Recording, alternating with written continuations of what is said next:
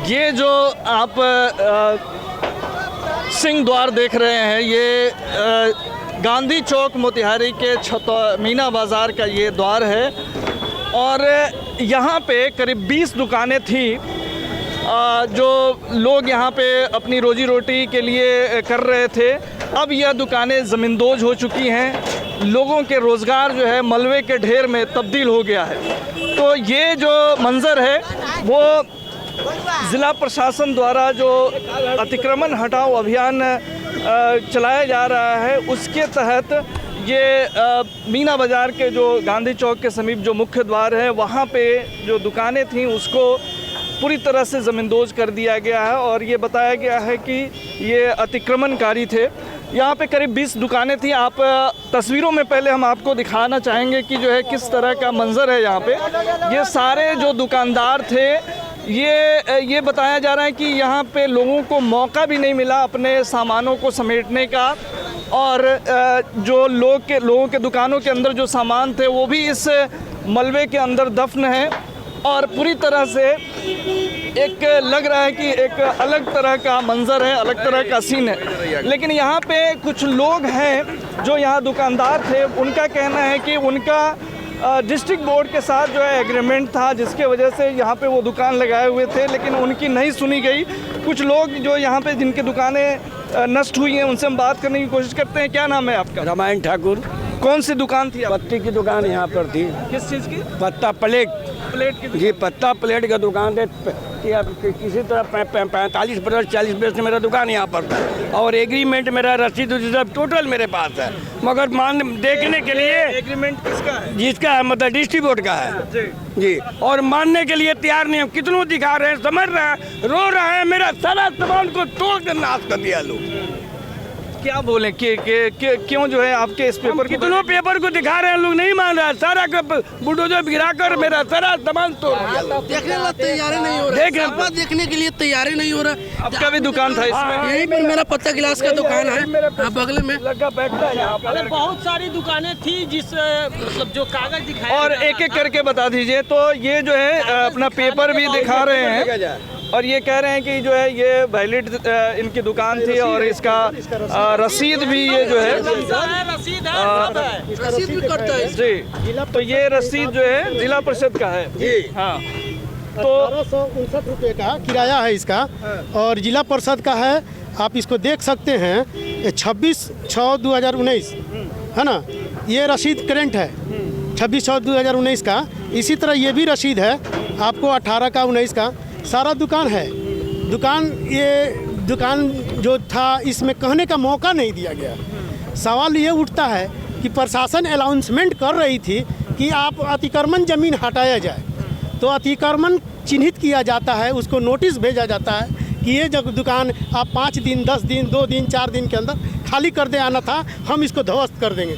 ठीक है, हम अनलीगल थे, हम मानते हैं, हम अनलीगल थे, हम मान गए। मगर ये कौन सा कानून है कि आप आए बुलडोजर लेकर एक तोड़ दिए, जबकि आपको ये रामायण। आप हमको ये बताएं, यहाँ पे करीब 15-20 दुकानें थी।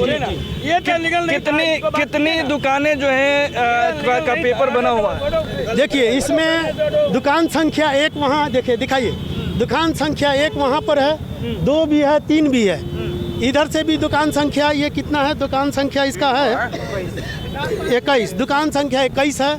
जब डिस्ट्रिक्ट बोर्ड से अलॉटमेंट है, डिस्ट्रिक्ट बोर्ड को हम लोगों ने फ़ोन किया। डिस्ट्रिक्ट बोर्ड के कर्मचारी आने तक तो उनको रुकना चाहिए था कि हाँ भाई आपका कहाँ तक है, आप नापी करते या तो रुक जाते। कोई आग तो लगी नहीं थी। ये 6 दुकानों का पेपर था जी। बाकी जो दुकानें थी वो ताला चाबी वाले मजदूर थे, उसी से उनका गुजर बसर करते थे लोग, ताला चाबी बना के। ये कोई बड़ी बिल्डिंग नहीं बनाई थी। ये राधा मोहन सिंह जी के द्वारा एक शेड बना के दिया गया था ताकि ये बारिश और धूप से बच सके, और गरीब इस पर पान का पत्ता, इस साइड में पान का पत्ता और उस साइड में ताला चाबी लोग बना के करीब 25 परिवार जीता था, जिसको ध्वस्त कर दिया गया। हम कहना यही चाहते हैं, हम अपने माननीय मुख्यमंत्री जी से यही का आग्रह करेंगे कि मुख्यमंत्री जी, आप तो संसद में बैठे हुए हैं, आपके पास घर है, हम गरीबों के पास एक घर का तो नहीं, एक रोजी रोटी कमाने के लिए थोड़ा सा जगह दे दें। और यहाँ डीएम प्रशासन से हम अपील करना चाहते हैं कि आप जब हम गरीबों को ध्वस्त कर सकते हैं तो उन पैसे वालों को भी ध्वस्त कीजिए जो अतिक्रमण में हैं। सच्चाई यही होगी, जो सच्चाई है वो सच्चाई है, यहाँ दिखाया जाए। लेकिन ये अभी हमने जो है ज़िला प्रशासन से बात करी कि जो जिनका अतिक्रमण में जो गरीब शिकार हो रहे हैं वो बता रहे हैं कि उनके लिए वेंडिंग जोन बनाया गया है, वहाँ पे वो लोग नहीं जाना चाहते।